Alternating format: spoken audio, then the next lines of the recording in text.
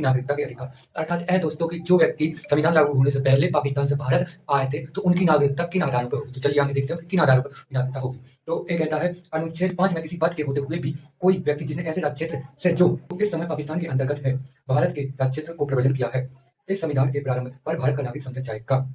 अर्थात है दोस्तों कि जब से हिंदुस्तान और पाकिस्तान का बंटवारा हुआ तब से उसके पूर्व में जो उस स्थान पर रहता होगा जो पाकिस्तान में अभी वर्तमान में है, जो शहर या स्थान जो पाकिस्तान में वर्तमान में है, वहां से उसने संविधान लागू होने से पहले भारत में परिवर्तन अर्थात निवास किया, वहां से आकर भारत में बसा तो उसे भारत की नागरिकता प्राप्त होगी। चलिए इसका उपखंड का क्या पढ़ते हैं, क्या कहता है खंड का पढ़ते हैं, इसका क्या कहता है। तो इसका खंड का कहता है यदि भाई अथवा उसके माता या पिता में से कोई अथवा उसके पितामह या पितामही या मातामह या मातामही में से कोई मूल रूप में यथा अधिनियमित भारत शासक अधिनियम 1933 में परिभाषित भारत में जन्मा था।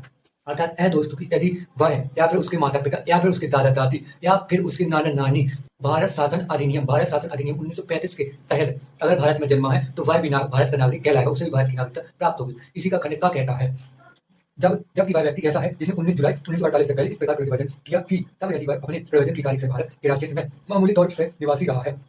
अर्थात है दोस्तों कि उसने उस पाकिस्तान में जो शहर वर्तमान में उस शहर से अब 19 जुलाई 1948 के पहले भारत में आगमन किया है वह भारत का नागरिक कहलाएगा। खंड का कहता है। तो इसी खंड का कुछ लाइनें और पढ़ते हैं क्या कहता है। जबकि वह व्यक्ति ऐसा है जिसने 19 जुलाई 1948 को या उसके पश्चात इस प्रकार प्रवर्तन किया है तब यदि वह नागरिकता प्राप्ति के लिए भारत डोमिनियन की सरकार द्वारा भेद प्रारूप में और नीति से उसके द्वारा इस संविधान के प्रारंभ से पहले ऐसे अधिकारी हो जिसे उस सरकार ने इस प्रयोजन के लिए नियुक्त किया है, आवेदन किए जाने पर उस अधिकारी द्वारा भारत का नागरिक रजिस्ट्रेट कर लिया गया है।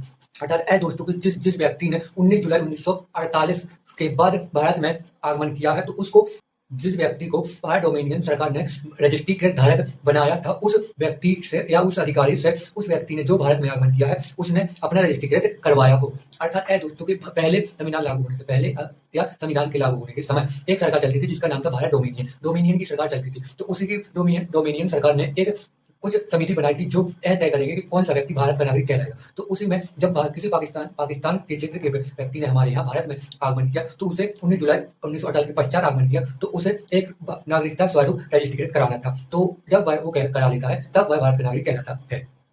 इसी का पालन तो पढ़ते हैं कि इसमें क्या कहता है। परंतु यदि कोई व्यक्ति अपने आवेदन की तारीख से ठीक पहले कम से कम 6 मास भारत के राज्य में निवासी नहीं रहा है तो वह इस प्रकार रजिस्ट्रेट नहीं किया जाएगा। अनुच्छेद 6 का खंड खा का परंतु कहता है कि यदि कोई व्यक्ति इस पंजीकृत के लिए भारत की नागरिकता प्राप्त करने के लिए कोई पंजीयन करवाता है, पंजीयन के लिए आवेदन करवाता है, लेकिन वह भारत में 6 मास से कम रहा है, भारत के राज्य क्षेत्र में 6 मास से कम रहा है तो उसे इस पंजीकृत का मान्य नहीं समझाएगा, उसे इस पंजीकृत में शामिल नहीं किया जाएगा। तो धन्यवाद दोस्तों, आज ये आर्टिकल हमारा। यदि वीडियो अच्छा लगे तो वीडियो को लाइक जरूर कर दीजिएगा और यदि यूट्यूब से देख रहे हैं तो हमारे चैनल को सब्सक्राइब कर लीजिएगा और यदि फेसबुक अथवा इंस्टाग्राम से देख रहे हैं तो चैनल पेज को फॉलो जरूर कर लीजिएगा। धन्यवाद, मिलते हैं अगले वीडियो में।